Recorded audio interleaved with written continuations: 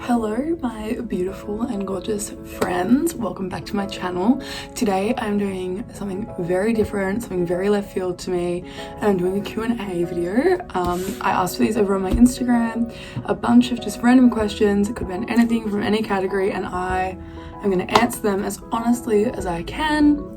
And it'll help you guys get some insight about me, about what I'm doing. Some of these questions are really good and I can't wait to jump into them. So yeah, keep watching this video to find out more about me. First question I got today is my dream holiday destination.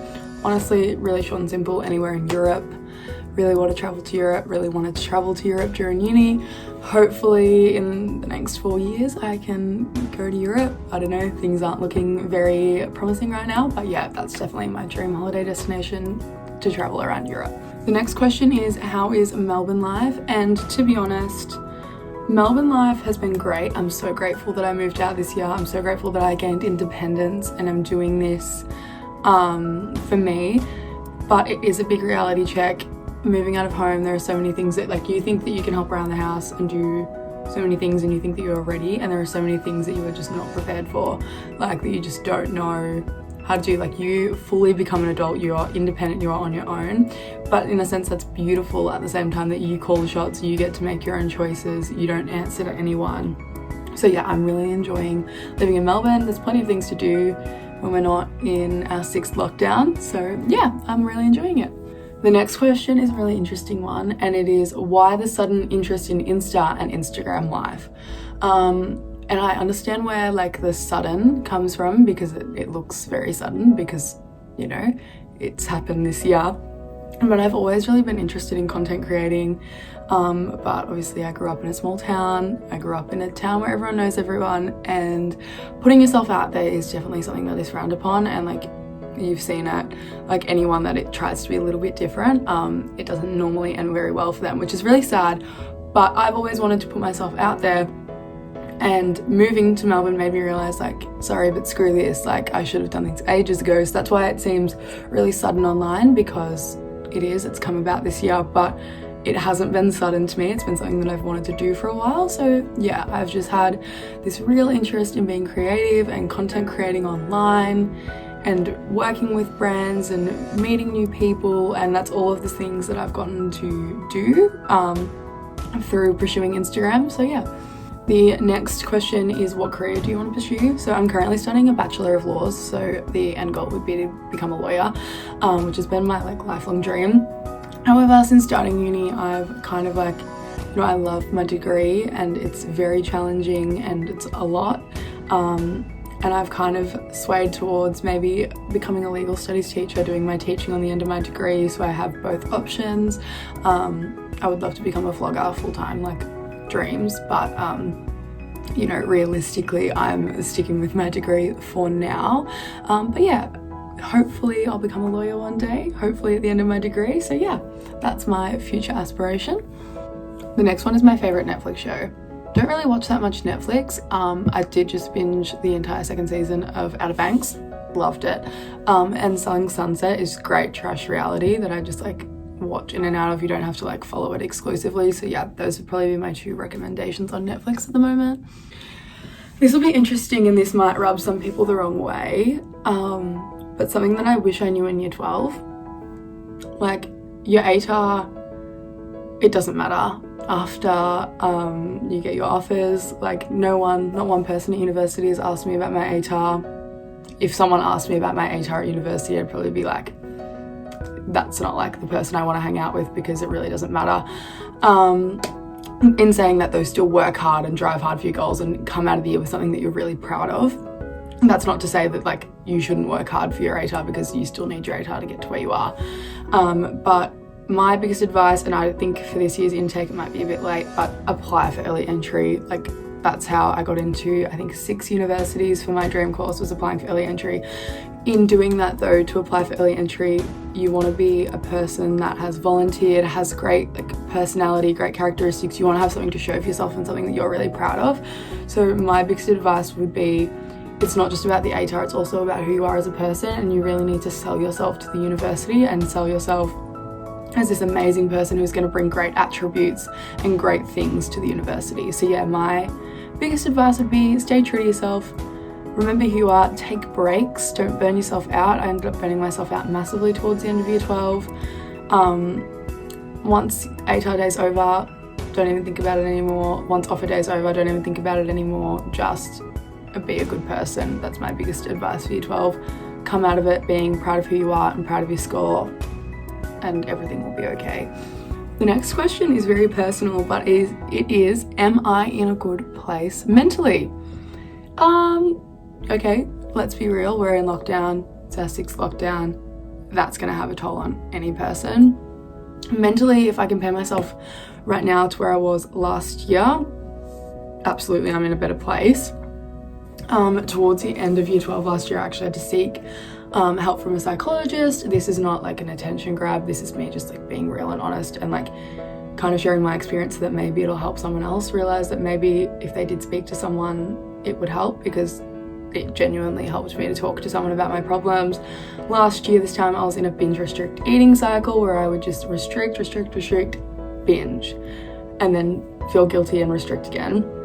I still fall in and out of that, so that's like not perfect, but yeah, I've worked on that.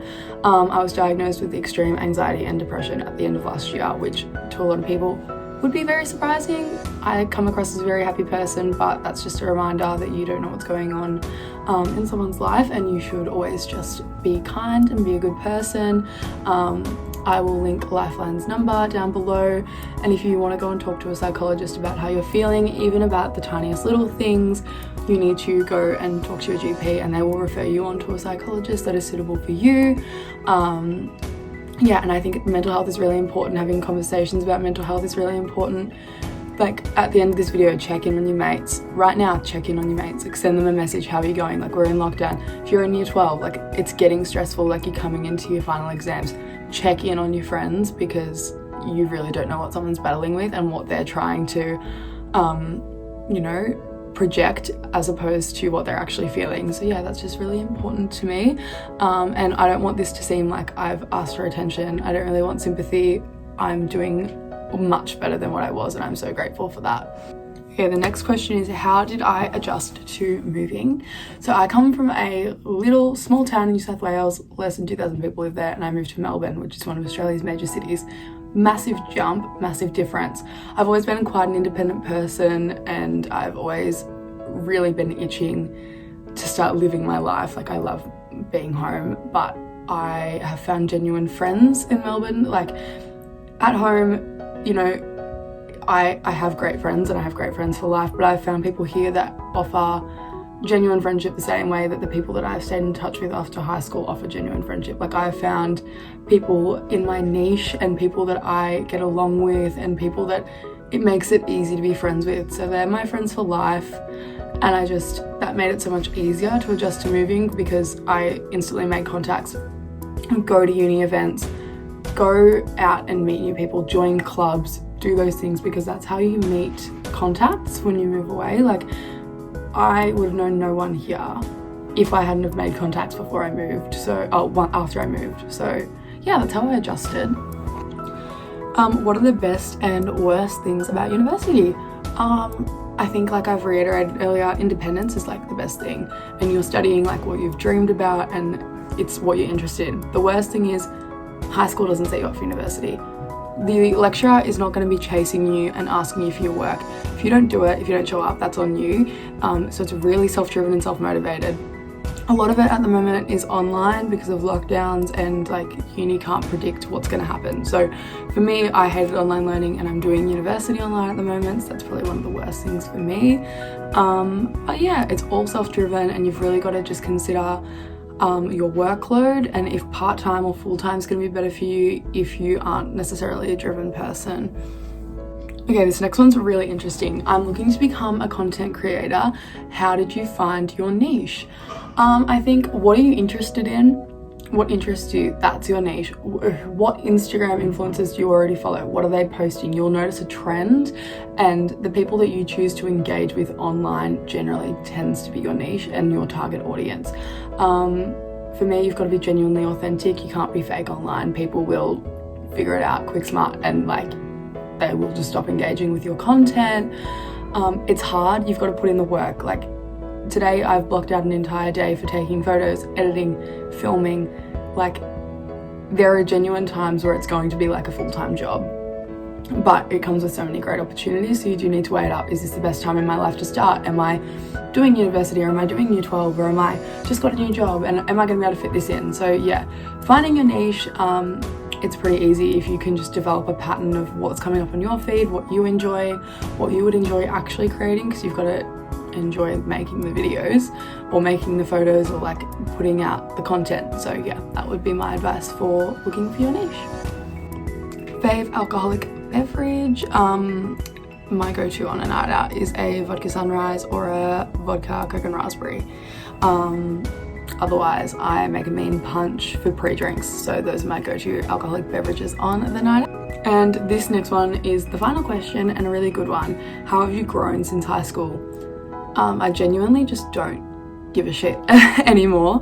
Like obviously about the important things like school and like, you know, friendships and whatever, content creating, I give a shit about those things, but I genuinely like couldn't care less about what people think about me. And I do my best to like project the energy into this earth that I want to receive back. Like I'm all about the law of attraction, and you know, if I hold the door open for someone, or if I'm nice to someone on the street, that's going to come back to me. And being a genuinely nice person is something that people forget about a lot, I think. I don't know, just sometimes like it slips our mind. I'm unapologetically myself, and at the moment it's like kind of like, well, if you don't like that, that's fine, we don't have to interact with one another. So I guess my people pleasing aspect has gone since high school.